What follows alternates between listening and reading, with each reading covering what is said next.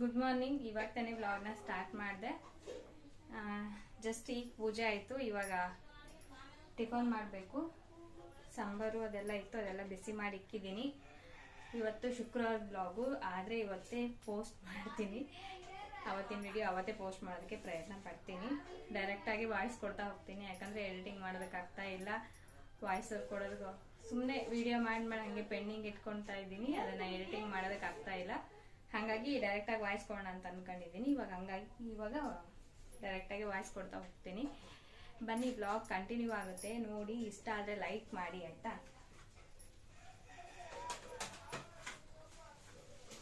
ಇವಾಗ ಅಂಗಡಿ ಕಳಿಸಿದ್ದೆ, ಹೋಗಿ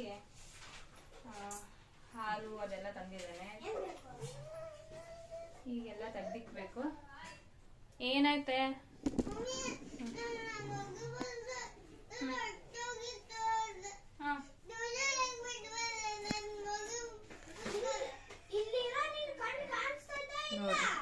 ಬೆಳಗ್ಗೆನೆ ಹಿಂಗ್ ಕಿತ್ತಾಡ್ತಾರೆ ನಮ್ಮ ಮನೆಯಲ್ಲಿ. ಅಜ್ಜು ಹಂಗೆಲ್ಲ ಮಾತಾಡ್ಬಾರ್ದು, ಹೊಡಿತೀನಿ ನೋಡೋಣ. ಅವಳು ಹಂಗೆ, ಅವಳು ಗೊತ್ತಾಗಲ್ಲ, ನೀನ್ ಹಂಗ್ ಮಾಡ್ಬಾರ್ದು. ಹಂಗ ಮಾತಾಡ್ತಾರ ತಂಗಿಗೆ. ಹೆಂಗ್ ಕಿತ್ತಾಡ್ತಾರೆ ಅಂದ್ರೆ ಬೆಳಗ್ಗೆ ಎದ್ದ ತಕ್ಷಣ ಸ್ಟಾರ್ಟ್ ಆಗುತ್ತೆ ಅವ್ರಿಗೆ. ಸುಪ್ರಭಾತ, ಭಜನೆ ಎಲ್ಲ ಕೂಡ ಸ್ಟಾರ್ಟ್ ಆಕತಿ. ಯಾವಾಗ ಸ್ಕೂಲಿಗೆ ಕಳ್ಸೋದಪ್ಪ ಅನ್ಸುತ್ತೆ. ಇವಾಗ ಕಳ್ಸೋಣ ಅಂತ ಅನ್ಕೊಂಡೆ, ಮಕ್ಕಳು ಬಂದಿಲ್ಲ, ಇನ್ನು ಸ್ಟ್ರೆಂತ್ ಕಡಿಮೆ ಐತಂದ್ರು. ಹಾಗಾಗಿ ನಾನು ಕಳ್ಸೋದಕ್ಕೆ ಹೋಗಿಲ್ಲ. ಪಾತ್ರೆ ತೊಳೆದಿರೋದೆಲ್ಲ ಇಲ್ಲೇ ಇದಾವು. ಇದನ್ನೆಲ್ಲ ಈಗ ತೆಗ್ದಿಕ್ಬೇಕು. ಸೋಮವಾರದಿಂದ ಮತ್ತೆ ಕಳಿಸ್ತೀನಿ. ನೋಡಿ ಹೆಂಗೆ ಮಾಡ್ತಾರೆ ಸೋಮವಾರದಿಂದ ಅಂತ. Full sound. ಯಾಕೆ ಅವಳು ಹೇಳಿಲ್ಲ, ಸುಮ್ಮನೆ ನೀನ್ ಬರ್ಕ. ನೀ ಮಾಡೋದ್ನ ವಿಡಿಯೋನ ಇವಾಗ ಹೆಂಗಿದ್ರು ಆಯ್ತಾ. ನಿಮ್ಮ ಮಾಮಿ ಕಳಿಸ್ತೀನಿ. ಕಳ್ಸಣ? ಬೇಡವಾ? ಬೇಡ ಅಂದ್ರೆ ಸುಮ್ಮನೆ ಬರ್ಕ.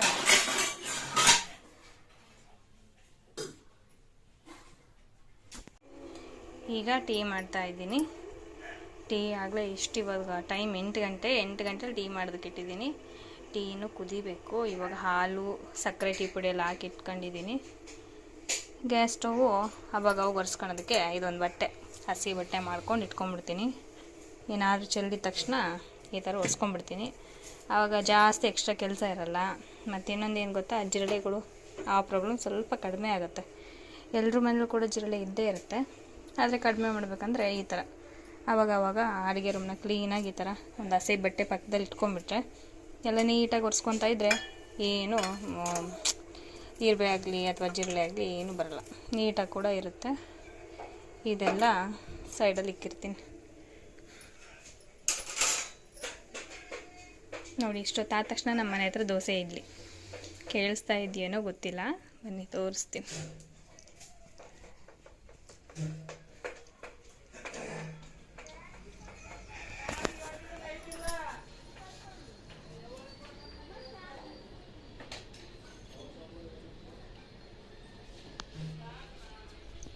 ಆಯ್ತು ಹೋಮ್ವರ್ಕು?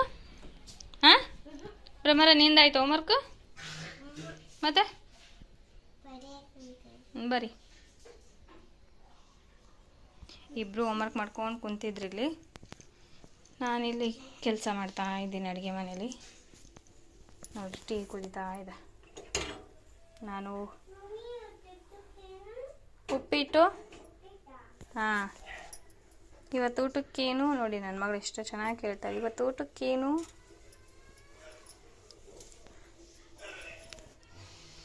ಭ್ರಮರ ಏನಿದು? ಹಾಂ ಬನೀನ್ ಹಾಕ್ಕೊಂಡಿದ್ದಿ ಪಪ್ಪಂದು, ಹಿಂಗೆ ನೈಟಿ ಥರ.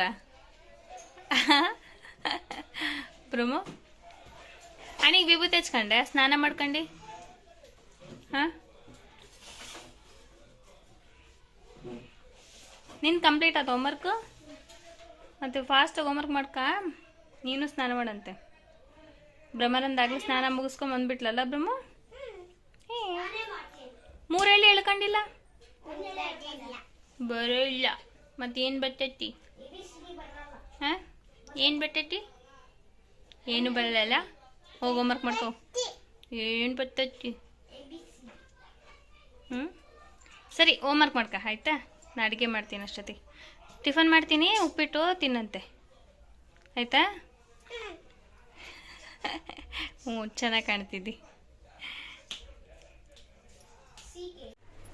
ಇವಾಗ ಇಲ್ಲಿ ನಾನು ಉಪ್ಪಿಟ್ಟು ಮಾಡೋದಕ್ಕೆ ಇಟ್ಕೊಂಡಿದ್ದೀನಿ ಒಂದು ಕಡೆ ಒಗ್ಗರಣೆ ಎಲ್ಲ ಹಾಕಿ ಇಟ್ಕೊಂಡಿದ್ದೀನಿ ಇನ್ನೊಂದು ಕಡೆ ರವೆ ಮತ್ತು ಶಾವಿಗೆ ಹುರಿತಾ ಇದ್ದೀನಿ ನಮ್ಮ ಮನೇಲಿ ಸ್ಪೆಷಲ್ ಅಂದರೆ ಈ ಥರ ಅಂದರೆ ರವೆ ಶಾವಿಗೆ ಎರಡೂ ಮಿಕ್ಸ್ ಮಾಡಿ ಮಾಡೋ ಅಂಥ ಉಪ್ಪಿಟ್ಟು ಸ್ಪೆಷಲು ಒಂಥರ ಚೆನ್ನಾಗಿರುತ್ತೆ ನೋಡಿ ಶಾವಿಗೆ ಹಾಗೆ ರವಿನ ಹುರಿತಾ ಇದ್ದೀನಿ ಎಣ್ಣೆ ಹಾಕ್ಬಿಟ್ಟು ಟೇಸ್ಟ್ ಚೆನ್ನಾಗಿರ್ತವೆ ಎರಡೂ ಮಿಕ್ಸ್ ಮಾಡಿ ಮಾಡಿಕೊಂಡ್ರೆ ಒಂದ್ಸಲ ಟ್ರೈ ಮಾಡಿ ನಾರ್ಮಲಾಗಿ ಉಪ್ಪಿಟ್ಟು ತಿಂದಿರ್ತೀವಿ ರವೆದು ಶಾವಿಗೆ ತಿಂದಿರ್ತೀವಿ ಸಪ್ರೇಟಾಗಿ ಮಾಡಿಕೊಂಡು ಆದರೆ ಈ ಥರ ಮಿಕ್ಸು ತಿಂದಿಲ್ಲ ಅಂದರೆ ಒಂದ್ಸಲ ಟ್ರೈ ಮಾಡಿ ತುಂಬ ಚೆನ್ನಾಗಿರುತ್ತೆ ಟೇಸ್ಟ್ ಕೂಡ ನಮ್ಮನೇಲಿ ನನ್ನ ಮಗಳಿಗೆ ಉಪ್ಪಿಟ್ಟು ಅಂದರೆ ಇಷ್ಟ ಇಲ್ಲ ಬಟ್ ಈ ಥರ ಮಾಡಿದ್ರೆ ಅವಳಿಗೆ ಇಷ್ಟಪಟ್ಟು ತಿಂತಾಳೆ ಬನ್ನಿ ಇವಾಗ ಲಾಸ್ಟಲ್ಲಿ ಇದು ಆದಮೇಲೆ ನಾನು ತೋರಿಸ್ತೀನಿ ಆಯಿತಾ ಒಂದ್ಸಲ ಟ್ರೈ ಮಾಡಿ ಹೇಗೆ ಬಂತಂತ ಕಾಮೆಂಟ್ ಮಾಡಿ ಹಾಗೆ ನಿಮ್ಮ ಟೇಸ್ಟ್ ಇಷ್ಟ ಆಯಿತಾ ಇಲ್ವ ಅಂತಲೂ ಕೂಡ ಕಾಮೆಂಟ್ ಮಾಡಿ ಆಯಿತಾ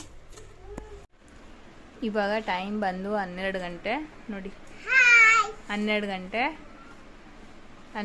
ಆಗಿದೆ ಆದರೆ ಇವರು ಕೂತಿರೋದು ಬೆಳಗ್ಗೆಯಿಂದ ಹೋಮ್ವರ್ಕ್ ಮಾಡ್ತಾ ಕೂತಿದ್ದಾರೆ ಬೆಳಗ್ಗೆ ಎಷ್ಟು ನಾನು ಟಿಫನ್ ಮಾಡೋ ಟೈಮಿಗೆ 8 ಗಂಟೆ ಹಂಗೆ ಹೋಮ್ವರ್ಕ್ ಮಾಡ್ತಾ ಕೂತಿದ್ರು ಇನ್ನೂ ಹೋಮ್ವರ್ಕ್ ಕಂಪ್ಲೀಟ್ ಮಾಡಿಲ್ಲ ಇಷ್ಟೊತ್ತಾದರೂ ಹೋಮ್ವರ್ಕ್ ಕಂಪ್ಲೀಟ್ ಮಾಡಿಲ್ಲ ಇಬ್ಬರು ಅಷ್ಟೇ ನೋಡ್ರಿ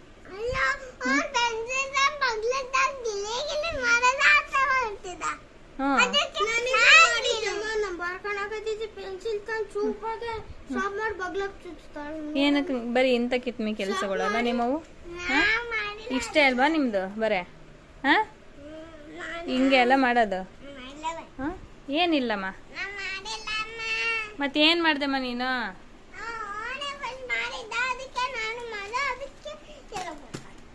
ಹೊಡ್ತಾ ಕೊಡ್ತೀನಿ ತೊಡೆ ಮೇಲೆ ಇಟ್ಕ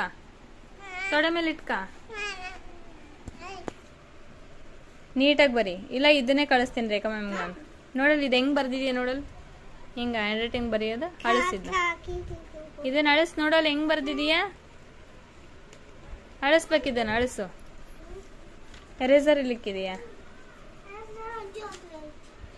ಕೊಡು ಅವಳಿಗೆ ಬರ್ಕ ನಾನು ಕಳಿಸ್ತೀನಿಲ್ಲ ಅದೇ ಬರ್ದ್ಯಾ ಹಾಂ ಸರಿ ನೀವು ಮುಚ್ಚಿಟ್ಟು ನಡಿ ಹೊರಗೆ ಆ ಇದು ಬನೀನ್ ಬಿಚ್ಚಿ ಟೀ ಶರ್ಟ್ ಅಕ್ಕ ಮೈಯೆಲ್ಲ ಕಪ್ಪಗಾಗುತ್ತೆ ನೋಡಿ ಬಿಸಿಲಲ್ಲಿ ಹ್ಞೂ ಸರಿ ತೆಗ್ದಿ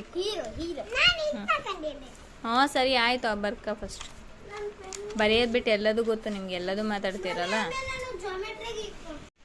ಹಾಯ್ ಫ್ರೆಂಡ್ಸ್ ಇವಾಗ ಟೈಮು 12 ಗಂಟೆ ಆಗ್ತಾ ಬಂತು ಇವಾಗ ಬ್ಲೌಸ್ ಹೊಲಿಯೋದಕ್ಕೆ ಕೊಡಬೇಕು ಸೀರೆಗೆ ಇನ್ನೇನು ಟೈಮ್ ಇವಾಗ ಡೇಟು ಎಷ್ಟು ಡೇಟೇ ನೋಡಿಲ್ಲ 16ನೇ ತಾರೀಕು 1ನೇ ತಾರೀಕಿಗೆ ನಾನು ಬರ್ತಡೆ ಸೊ ಹಾಗಾಗಿ ಸೀರೆನ ಹೊಲಿಯಕ್ಕೆ ಕೊಡಬೇಕು ಬ್ಲೌಸ್ನ ಯಾವ್ದು ಸೀರೆ ಇದೆ ತೊಗೊಂಡಿದ್ದೀನಿ ಅಂತ ಬನ್ನಿ ತೋರಿಸ್ತೀನಿ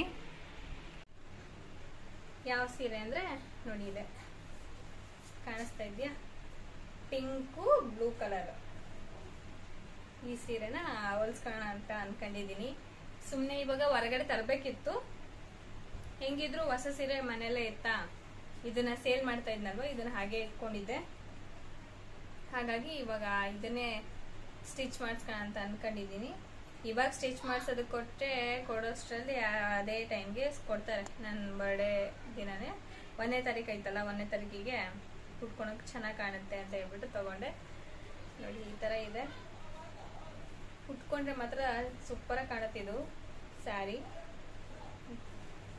ತೋರಿಸ್ತೀನಿ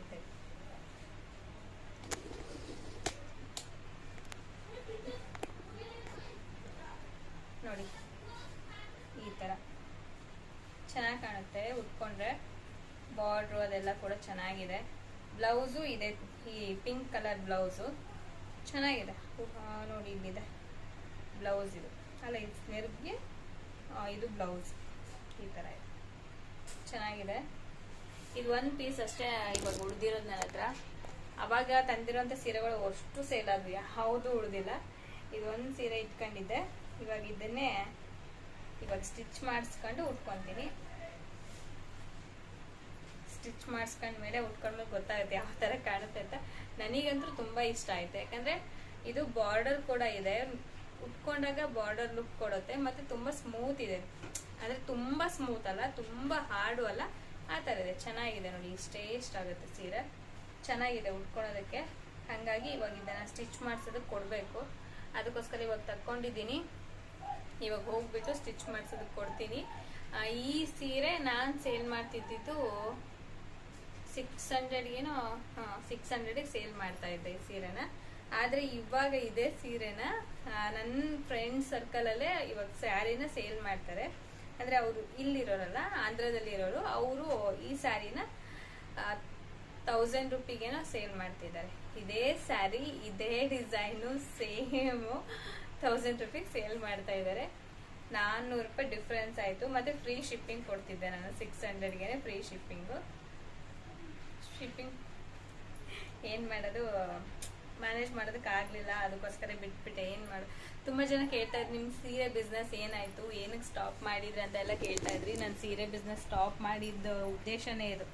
ಏನಂದರೆ ಅದನ್ನು ತುಂಬ ದೂರದಿಂದ ತರಿಸ್ತಿದ್ದೆ, ಒಂದೊಂದ್ಸಲ ಡ್ಯಾಮೇಜ್ ಬಂದುಬಿಡ್ತಾ ಇತ್ತು. ನಾನು ಚೆಕ್ ಮಾಡ್ಕೊಂಡು ಕೂಡ ಕಳಿಸ್ತಾ ಇದ್ದೆ. ಈ ಕೆಲವೊಂದ್ಸಲ ಏನಾಯ್ತು ಅಂದರೆ ದಾವಣಗೆರೆಯಲ್ಲಿ ಕೂಡ ತೊಗೊಂಡು ಸೀರೆಗಳನ್ನ ಕಳಿಸಿದ್ದೀನಿ. ಅದು ನನಗೆ ಅಷ್ಟೊಂದು ಕಂಫರ್ಟ್ ಅಂತ ಅನ್ನಿಸ್ಲಿಲ್ಲ ದಾವಣಗೆರೆಯಲ್ಲಿ ಸೀರೆಗಳು ಇರಬೇಕಂದ್ರೆ. ಯಾಕಂದ್ರೆ ಚೆನ್ನಾಗಿದೆ ಸೀರೆಗಳು, ಆದರೆ ತುಂಬ ಹೈ ರೇಟು. ಮತ್ತು ಅದೇ ರೇಟಲ್ಲಿ ನಾವು ತೊಗೊಂಡು ಮಾರಬೇಕಂತಂದರೆ ನಮಗೆ ಒಂದು ಸ್ವಲ್ಪನೂ ಉಳಿತಾ ಇರಲಿಲ್ಲ. ಶಿಪ್ಪಿಂಗ್ ಚಾರ್ಜು ಮತ್ತು ನಮ್ಮ ಓಡಾಡೋ ಚಾರ್ಜು ಅದೆಲ್ಲ ಕೂಡ ಮಿಕ್ಸ್ ಆಗಿ ನಮಗೆ ಅಷ್ಟೊಂದು ಇದಾಗ್ತಾ ಇರಲಿಲ್ಲ. ಏನಮ್ಮ,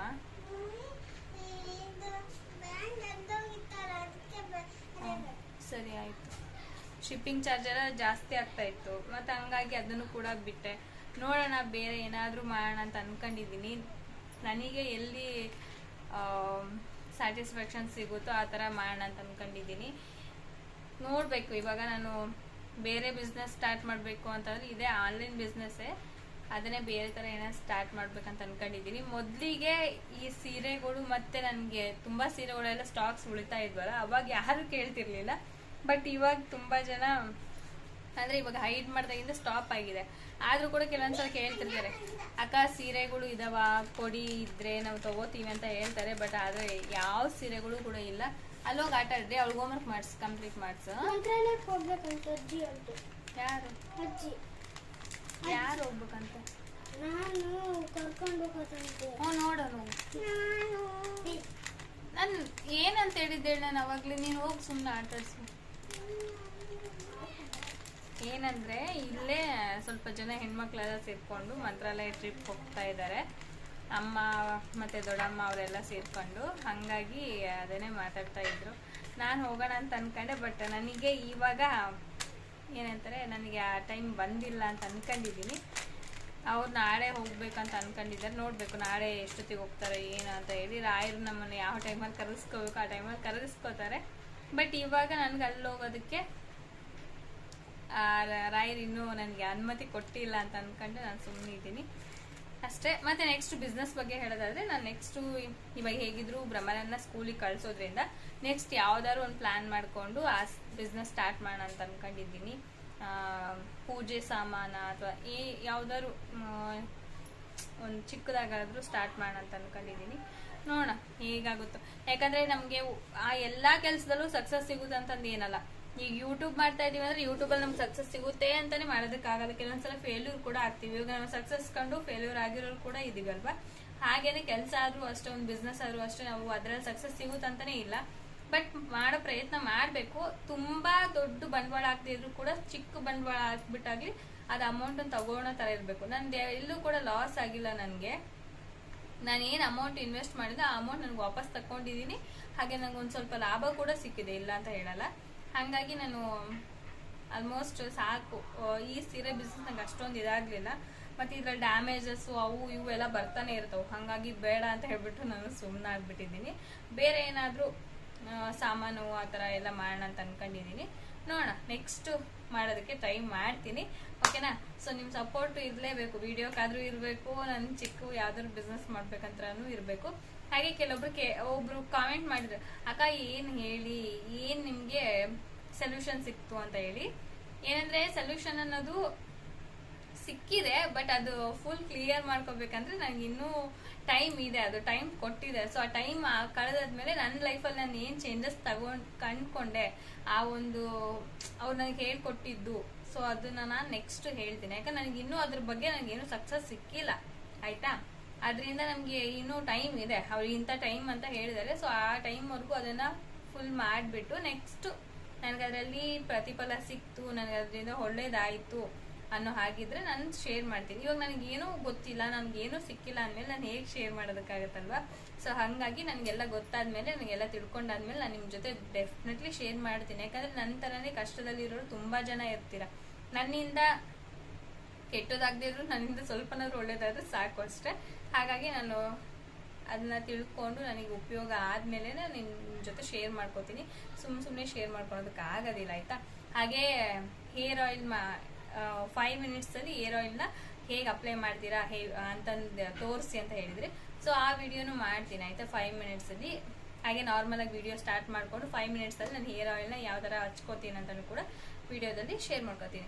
ನಿಮ್ಗೆ ಇಷ್ಟ ಆದ್ರೆ ಒಂದು ಲೈಕ್ ಮಾಡಿ, ಶೇರ್ ಮಾಡಿ, ಕಾಮೆಂಟ್ ಮಾಡಿ, ಓಕೆನಾ. Thank you for watching, bye bye.